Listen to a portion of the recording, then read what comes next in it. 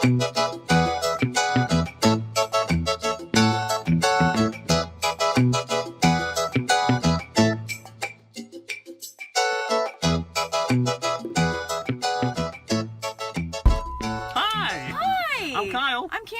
to Before and Aftermath. What are we seeing tonight? Justice League? Justice League, yeah. Thus we have the moody lighting. Dark and moody. Half in dark, half in light. You do that too well. Yes, I've been practicing. I have no expectations. Yeah, I'd say we have a very complicated history when it comes to the dark DC universe. I drug you to Batman vs. Superman. Oh, so drug me. Oh, but that wasn't enough. First, I made her sit down and watch Man of Steel first because, yeah, like that. How much of it did we skip? How much we skipped like half of it? Yeah, actually, I would say that my version is probably the preferred version because I skipped through a bunch of nonsense and they just basically, you can summarize vast swaths of it with, then they fight. Was that the director's cut you tried to show me? Yeah, it was actually the not a fan of this movie cut. Oh. Yeah. Okay. Well, because I was wondering because it was like extra long, yeah, so it was like, did Snyder just get like really ballsy? It was just that long. It was just that long. They just let him completely run. I am not a fan. I did not like Man of Steel at all. I was not a big fan of Batman vs Superman. That being said, I've watched it like 4 times, so it's not like I didn't put my time in. Because this is a part of being a geek that people don't understand is that you have to see the bad and the good. You can't just go for just watching the good stuff. You have to get a level on where it is. And these movies, while they're not so far have not been good, they have been important. Because without Man of Steel and without Batman vs Superman, we probably would not have gotten Wonder Woman. I mean, that's true. And so you go through the pain to get to the good stuff. So, I'm not hearing some good reviews. Yeah, I know. I've been staying away, but then I didn't anticipate that because this was done. This entire movie was done, before they knew what Wonder Woman was, like what the response would be and how people would feel about it. I mean, it was sort of like this was already pretty much wrapped. I mean, but how did they know that people weren't going to be that excited for it? DC, how long did it take to make a Wonder Woman movie? There's your answer. I mean, that's true. Like the fact that we even got one, we should be grateful for. So we support by doing this kind of stuff. So my anticipation for this, fairly low. I've been referring to it as Wonder Woman and her boy toys. So that's how I'm approaching this. It's Wonder Woman gets a bunch of people together to go fight a monster. Great. It's just like Wonder Woman 1.5. I mean, but is she really the one getting people together? I don't think that's going to how it goes. Headcanon says yes. Headcanon theater says yes, but however... It's probably going to be Batfleck. Which I'm absolutely fine with. I did not think you said Batfleck. I said Batfleck. Yeah. No, I did not. That's not what I thought you said. I'm absolutely fine with Ben Affleck as Batman. I thought he was great. Yeah. Actually, of all these things, one thing has been consistent are really good performances. Like all the actors did a really good job, and I'm actually looking forward to Dude Bro Aquaman, like Momoa. Who I'm not that excited about Momoa. I think Momoa's going to steal this movie. I'm I think sorry. He's I'm be not the a one huge Momoa fan. I'm not attracted to him. I don't think he's overly that great of an actor. But sorry. I think he made this his own. I think this is probably the most Momoa part we've ever seen. Like he's going to be the ultimate surfer dude bro Aquaman, and I'm here for it. Ezra Miller, I don't know very well, but all the stuff I've seen seems like he's the comic relief. And as Flash, I'm okay with that. I mean, I'm okay with that because I love the character of the Flash. I'm just not very huge on him being. And we'll see. Like I say, he seems to be the one that they find. So I know nothing about the actor playing Cyborg. I don't even remember his name. I apologize. I'm sure you're gonna flash it on the screen. Yeah, I probably will. In about 2 seconds. It'll be right there. So that's the guy. That guy. I love the character of Cyborg, but they apparently are playing this Cyborg as super serious. But that's what most of these things seem to be super serious. One of our friends got to see a sneak preview of this, and at the time my expectations were fairly low, so he already told me some stuff that was in it. But when he saw it, that was when Zack Snyder was 100% fully directing it. And that was, 4 or 5 months ago. That was a work print cut, like a very early, long cut of it. And he told me a bunch of stuff that has not been advertised at all that is supposed to be in the movie. But is it still in there? I don't know. I'm hearing the reshoots were rough. Yeah, since Zack Snyder left and Joss Whedon took over, then the last episode. So I'm interested to see how those two, who I can't imagine being in the same room together, how their styles are going to mesh. Joss being very character-centric and dialogue-based, and Zack Snyder being completely the opposite.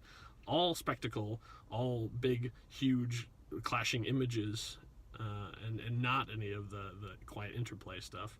I think it's going to be very clear which ones were which, and I don't think they're going to mesh very well, and I think it's going to be like the Suicide Squad recuts. I think it's supposed to be shorter. I mean, like the original, I think the cut that my friends saw was around 3 hours, and this is under 2. It's under 2? It's under 2. Yes. Yeah. So we end up having to see the late show. So we're both when we come out for this, we'll both have the dark circles under our eyes, or be incredibly punchy from all the sugar and caffeine we'll be getting to try and muster our way through because we're not as young as we used to be. What do I expect from the bad guy? I expect he's going to be Malekith. I expect he's going to be Ronan the Accuser. He's just going to be another big, dumb, doofy CGI dude. Yeah. I mean, I feel bad. I feel bad for those guys because those are really good actors. I don't know who the guy who's playing Steppenwolf is, but really good actors that gave him nothing to do. You could take most of them and swap them, and no one would even know. Right. So I think it's going to be our guys with their sparkling personalities and their throwing stuff around and CGI everywhere versus a big CGI dude who's going to growl and want to take over the world or something. Or kidnap That's what people. I anticipate. Or, a lot of my people are like, I don't want to see this if Henry Cavill's not back. And I'm just like, we'll see. We'll know. But you'll know soon. You'll know soon. But yeah. I can go either way. Yeah, I know. I don't think he's the linchpin to Justice League. He's not the linchpin. No. At all. I don't think so either. And historically, Superman has never really been that big a fan of the Justice League. He's always been a late joiner when it comes to it. Of course, now he's dead, so he's got a pretty good excuse for not joining. But dead. Well, yeah, I know. Hovering dirt. Hovering dirt. How many views of Amy Adams at a funeral are we gonna have to watch? Hopefully not that many. So many. Yeah. No, they're gonna do multiple flashes to that. Oh, sad dream sequence. Amy Yeah, Adams. the trailer was the. Oh, she thinks she has him back, but she's really in a Twilight suite. But Yeah. Like I said, we're going in. Probably what I'm expecting, and we'll see for the end of it is Man of Steel, Batman vs Superman, Justice League, Wonder Woman. Yeah, Wonder Woman. Not ranked Suicide Squad.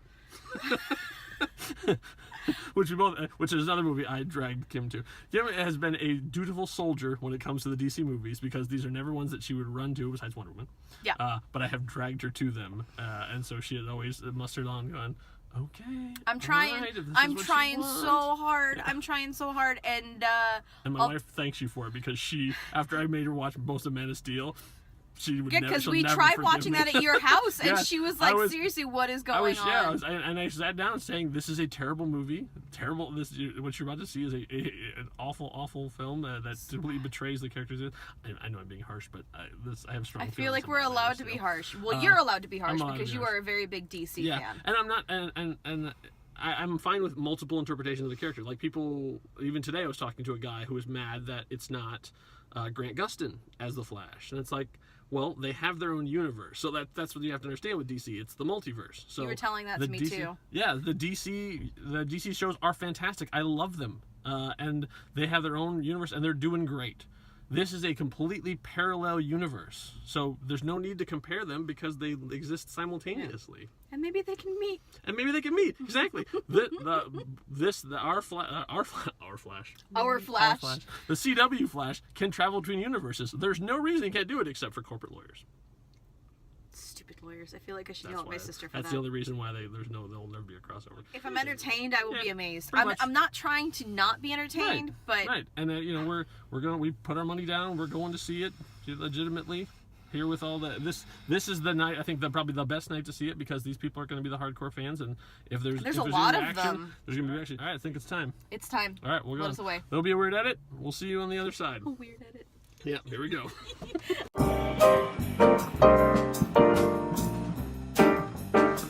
Hi. Wow. So it's 2-ish out to.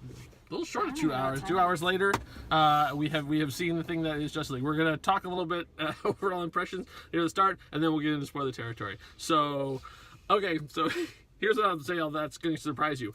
I have a newfound respect for Zack Snyder, and the reason is because turns out no one can make a Zack Snyder film but Zack Snyder. And God bless Josh for trying, but wow, what a mess. You could tell so bad. Oh man, like I think Zack probably could have made a pretty decent movie, at least a pretty decent Zack Snyder movie out of this, but ooh, yeah, it was a mess. And it was the one thing I did not expect, which was boring. There was a lot of just not even just people talking, which I would have been fine with, but just disconnected scenes. Just like a couple things would happen to it, and some really bad hair work. Like I swear. Affleck is wearing a wig. I really don't. I don't think it's a wig. I don't think it's a wig. I think it's just a shit bad dye job. If you have any reservations about seeing this movie, they are well founded. It is not a terrible movie by any stretch of the imagination, but it is not a good movie. So if you're like, I don't know if I'm really gonna like it, you aren't. Wait till it hits that Prime 2-week on Netflix time. Yeah. So you don't even have to Redbox it, just Netflix it when it finally gets all right, let's drift into spoilers then. Henry Cavill. Back in full force, like we did a lot of Superman. We did that. I cannot believe we did that. I cannot believe we did that. He came back, he comes back, a little bit, twitchy and wrong and stuff too. And even in his, proto Pet Cemetery state, he's still a dick. That was always been my problem with this Superman. Superman's not a dick. He is such a dick in the all three of the movies now. Towards the end when you could tell it was the Joss stuff though, he would get back to you can see like a little glimmer of what you would hope literally hope what you'd hope would be hope and justice for Superman. That being said, I gotta say there is one of the most Superman moments in this movie that was like probably aside from the post-credit thing, which we'll get to, was probably my favorite part of the movie. God, I loved it so much. There was a couple. All right, so Superman comes back and he's all wonky. He doesn't know what's going on. Pause. Yeah. What happened to his clothes? Yeah. All he had were pants. Right? He went in the goo in a full suit and comes out shirtless and shoeless.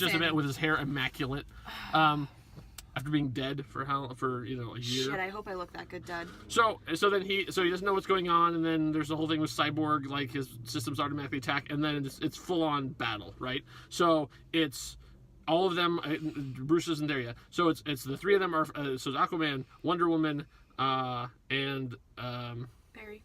And Cyborg are attacking him. So they're all like on him, like attacking him. And Barry goes into super speed and he's running by and he runs behind to attack him. And as he's running, Superman just in the Speed Force, that kind of like where it all said, he just he just sort of looks to the side. The part where they just started with his eyes, where you could just see his eyes shift over, and then his head turns, and then it's like as basically the idea is we've seen all with the Flash so far is he's moving so fast, everybody else is just standing still to him, and then Superman isn't. It was so awesome. Just like Ezra him slowly. Can say so much and with then, his face. like Flash, as Flash like slowly going, oh crap, as Superman like turns and then like drops everybody, and then basically goes as fast as the Flash, and the two of them fight. That was like one of the most Superman kind of. Obviously not fighting the Flash, but like that. Just like that slow look, that was so cool. I was that was so cool. Pleased with Ezra. Ezra did such a great I knew job. I knew he'd be good. I didn't think I would hate him. He ended up being much more of a factor, a much better person in this movie than I thought. I thought Momoa would be much more of a big thing with this one, but Ezra really stole the show. Distracted me. Yeah, I know, and they kept changing. Was it the idea that like when he's underwater they're one way and he's out the other? No, I think that's just continuity errors. Yeah, continuity errors. Because like the first scene, which was clearly a Snyder scene, they're like ginormous. I mean, all over. And the next time we see them, they're like sort of down low. And then later on in the movie, it's just his normal eyes, and then they're back again. Like I don't know. Which scene was it? His regular eyes? Was it the one on the jet? I know. Yeah, it was when they're all they're either it was in the jet or what. It was one of their all palling around scenes, which I know pretty much had to be Joss scenes, because nothing was going in slow mo or exploding. There was humor. And there was humor. The thing that annoys me about these is not like I'm all for new interpretations of the characters. Like this is the second Barry Allen he's different than I keep saying Barry Allen. Barry Grant. We love you. We love you, Grant. If you ever see this, Flash. we love you. Yeah. So he's very different than CW Flash, and I'm totally fine with that. Yeah. But when the characters are so wildly divergent from what the character base is, that's when it really, really annoys me. Cyborg. And Cyborg, that's exactly what I was getting to. Like, Superman is one thing. Like, I just don't recognize him as being Superman because... Well, I feel like I've harped on this enough time, but like the fact that through 90% of Batman vs Superman, I was on Luthor's side, that is not a good thing. No bueno. But Cyborg, yeah, like Cyborg, I've read in the comics and also in Teen Titans. From Teen Titans, the animated series, for so long that this is not the Vic Stone that I know. Mm-hmm. Like he's so. Once again, everybody in this movie has to be dark and broody with tons of internal guilt. Now, I get the thing like that. Cyborg is not, he shouldn't be a happy-go-lucky guy yet.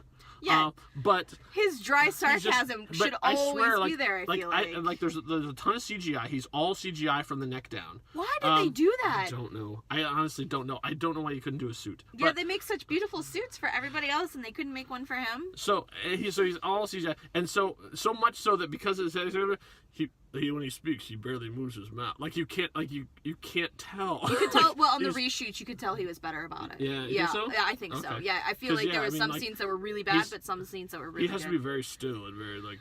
And that whole tracksuit. And then when he was trying to go covert and had just this tracksuit on with just like this glowing piece between his moves. Like I just couldn't. But there was that one scene that was that glimmer of hope for me for him. Oh yes. When they were digging up dead. Clark Kent. You got when he and Barry have a little moment to bond. That was. And then they finally fist bumped in the end. I know, and they didn't make a thing of it. I was like, oh, you guys could have like really emphasized that. It was just the epic superhero shot, and then just the. Yeah. It was great. It was fantastic. That was great. That was great. Joss, yeah. That was the thing. So every time that there was a funny thing, it was like, yeah, that was probably Joss. Probably Joss. Look at the lighting. Look at the coloring. Look at the first, I'd say, half hour is hard to get through. Man, it is just like. And here is a scene, and things happen. And here is a scene, and things happen. And here's a scene, Amazon's trying to kick ass and then getting slaughtered. We were briefly talking about Murder on the Orient Express, which is a good movie. But, man, Kenneth Branagh is getting upstaged by that mustache in every scene. I just could not stop looking at the mustache. And the same thing with Superman. I'm watching the thing and watching the upper lip because I know they CGI'd out his mustache in the reshoots. And every time he's talking, I'm just watching. Seriously? They did. He had a big mustache grown for another movie, and they called him back in. Shave it off? No, they couldn't do it because he had to go back to that movie. So they only had him for whatever it was, a couple weeks, and there was a big mustache gate. There was a whole thing about it. So they could not shave off his mustache. So he had to come back and put the Superman suit on with a giant bushy mustache. And they had to CGI out his mustache. So I'm glad you didn't know, because in every scene where they do a close-up of him, I was just watching his upper lip to see if it was CGI or if it was actually from the original shooting. Did they, which is not a good thing. Why did they make Ben shave the trauma beard off? I know, I'm really upset about this. I know. this. It's like watched it in the trailer, and it's like there's him with the beard, and he's going and I hate finding Arthur Curry, and he's like. I don't hate yours. Oh, okay. I think it's coming in rather nice. It is coming in rather nice, but I just don't really like beards. It's just not my thing. Well, also, it's hard to wear a cowl when you have a beard. But in the trailer, it looks like he's been like searching and doing all this stuff. But it's just like he's in Gotham hunting and he's like, now I have to go north to find this guy. And the next scene, he's got the beard. From nowhere, full like on out of beard. nowhere. And then like the next scene, and then the scene after that, he's shaving it off. Like, what was the point of the beard? Why? Like, it could not have taken him that long. It's like he's supposed to be such a manly man that he woke up and just had a full beard. So every morning he's just taking the bat stubble off. Stay for the post credits. The middle credit thing is just a gag. It's funny, but it's just a gag. Yeah, it landed. But the end credits is great because it features two cameos we were told were cut from the movie, but in fact were not. Do we really want to spoil it for them? Well, at this point, we're in the spoiler section, so they're going to. Yes, it is. It is. Well, I guess you can not if you want to. We're going to say ultra spoilers here. Ultra spoilers. Ultra spoilers. It was so good. It actually gave me more hope. It was one of my favorite scenes in the movie. We see Luthor has broken out of Arkham Asylum, and they cut to his boat, and it's honest to God, it's Jesse Eisenberg as Luthor, which was my favorite part of Batman versus Superman. Mm-hmm. I loved his Luthor. Mm-hmm. And it gets better. But wait, there's more. Oh, but wait, there's more. He's there, and he was. Look, I don't know if he was. I thought that he was actually broken out by, but it looks like he was just calling a meeting. Yeah. Because he was a meeting of Slade, Deathstroke himself, and Deathstroke takes off his helmet, and it's freaking Joe Manganiello. I'm so excited for Joe. He wanted so to good. do that part so badly, and he got cut, and they weren't going to do it, and then all of a sudden he's back, and he's in the armor, and he looks awesome. So good. And Luthor's putting together the Injustice Society. Goosebumps. It is. Goosebumps. Oh God, I can't. Yeah. That is such a great idea. I cannot wait. I'm here for that. That is the best. If Justice League 2 is no Darkseid, we've done plenty of extraterrestrial stuff. No more aliens. Justice League versus Injustice Society. Yes, yes, please. yes. Yes, and please. Yes, and please. That is exactly what I want to see in the next one. You know what they're intimating at? And Black Adam and baby. Well, so one of the cutscenes that I was Starcast, those supervillains. You love those supervillains. I do love those supervillains. I can't wait. I want to start fan casting now.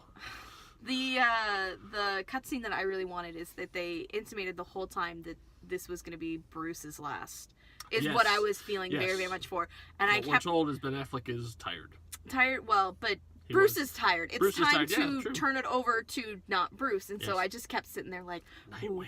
Are they going to bring Nightwing? That's what I was really hoping it was going to be, Nightwing. And I was like, JGL? Yeah. JGL? Are you going to show... That's what because that's what they set up at the end of the trilogy. Yeah, but that trilogy is in a different alternate universe. Shut up. Let me have this. Alternate universe. Let me have this.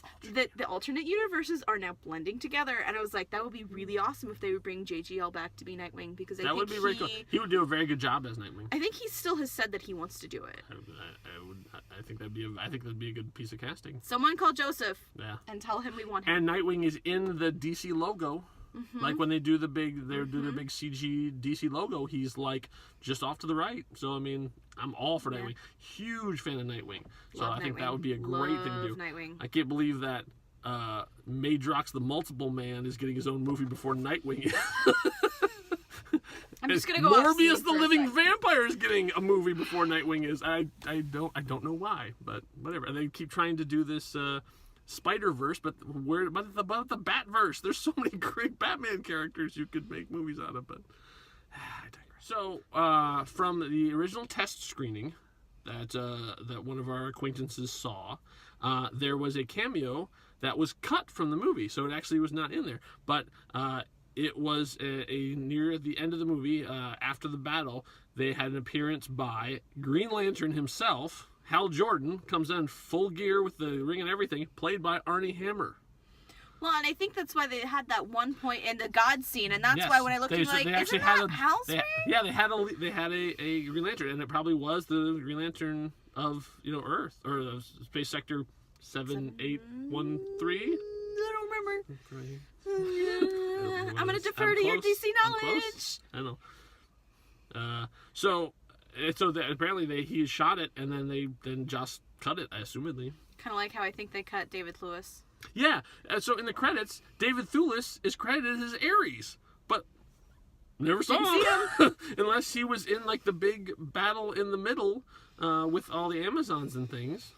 Yeah. I also liked in that fight with the League where Superman is still crazed or whatever, it comes down to him versus Diana, like this was the last one standing. Yeah. And Diana's thing wasn't, oh God, he's gonna kill me, it's please don't make me kill you. Like, she was, I mean, she never had a doubt that she was gonna win. Mm-hmm. It was just like, she was like, we did all this work to bring you back, please, don't make me do this. Like, I love that. Like, she is supremely confident in the fact that, I'm going to win. I just don't want to because I don't want to play that price. That's awesome. I mean, so I have to make one thing that I wanted to change about what Barry Allen said. Okay. Is when he pushes the family with the truck that is totally Joss's implant of humanism into the movie. We didn't understand it the whole time, and then I finally figured out. I was like, oh, it's just Joss giving us a connection to reality. And Flash says to the little girl, Dostoevsky. So there's only like 2 things I remember from an old coworker that taught me how to speak Russian. A day, she would teach me a new Russian phrase. Okay. Because we'd always complain, and I always look at her and be like, Svetlana, I'm hungry. And so the first thing she taught me was say, I'm hungry. So I really wanted him to look at this kid and say, Ya golodnaya, which means I'm hungry, because he's been fighting for a really long time, and he needs to eat. And they made several mentions to his metabolism, blood sugar, and him eating a whole pizza. Yeah. I just thought it would have been just the cherry on top to make him say, Ya golodnaya. Yeah. I'm just saying. Yeah. So, final thoughts? Better than Suicide Squad. Yes, Suicide Squad. But that's pretty easy to do. Yeah. Actually, the villain stuff reminded me of Suicide Squad. Another giant hole in the sky. I mean, like, it wasn't a hole in the sky, Earth. But it was just like a bunch of random minions and destroy the Earth. And we didn't get motivation until what, an hour and 15. Yeah, right. I said like at least like everyone was like, he lives only to conquer. I was like, well, that's boring. That's how lame is that? He lives only to conquer. Sure, but then later on, like, you actually give, like, I wonder if that was another Joss thing, or just like, you know what, maybe he doesn't live only to conquer, and he just gets teleported up. Well, yeah, that was the Deus Ex what at the end. But there's a whole scene where, in the clunkiest way, Steppenwolf tells us his motivations directly. He's just not talking. He's just talking to no one. Parademons don't listen. Like he's just like expositing to no one. Just like, here's my origin story. He's a crazy villain. I guess, but yeah. If you were a villain, wouldn't you want to go around telling your story to the whole world, even if no one was listening? I think the best part of the fight with him was when he fights against Aquaman, and Aquaman grabs him by those stupid horns on his helmet and throws him around. I was like, good! At least somebody did that. That was pretty good. Giant guns on the Batmobile. There's a problem already. Why? Yeah, I mean, that's the problem with Batman versus Superman. Batman straight up murders dudes in that. And in this one, too, it was sort of like he's going and he's fighting all this stuff, and then grabs a rifle and then shoots a bunch of guys. He's like, it's so much better. I almost wanted to go like, why haven't I been using this the whole time? I feel like because you're Batman. Bruce and you Wayne don't use guns. He played a lot of Call of Duty, because you notice what he did. He picked up a rifle and then he just set up camp and was just sniping shit off from the bell tower. Like he totally was that asshole. He found a spawn point and he was just picking off dudes. That was exactly all I could think of. I was like, oh, Bruce Wayne probably played Call of Duty. Yeah. A lot. Yeah. What's his gamer tag? Oh no! Hold on. I'm gonna get something for this. Hold on. Okay. XX Bat Sniper XX. Like echolocation or something, or something like that. Oh, yeah. I like that. Yeah, echolocation snipe or something like that. Echolocation 94. Oh yeah. There you go. Nailed it. Thank you for watching. Thank you. Like, subscribe, do all the Buttons things down below. They do this still, right? Yeah. Okay. And then share with anybody who you think would be interested in our prattling. We're funny. And we're too tired to know what movie we're going to see next, but I know what it is. Looming on the horizon is Star Wars, so... something tells me, since Thanksgiving's next week, it's going to be Star Wars. It's going to be our next movie. Probably. Anyway, so now we say goodbye to the DC-verse. Au revoir. And move on to something else. So thank you for watching. Bye. Bye.